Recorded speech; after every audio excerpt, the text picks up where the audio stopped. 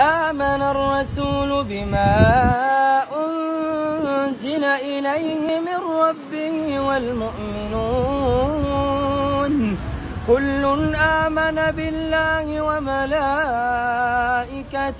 وكتبه ورسله لا نفرق بين أحد من رسله وقالوا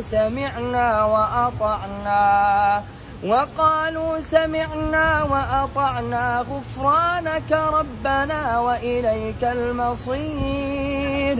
لا يكلف الله نفسا إلا وسعها لها ما كسبت وعليها ما اكتسبت.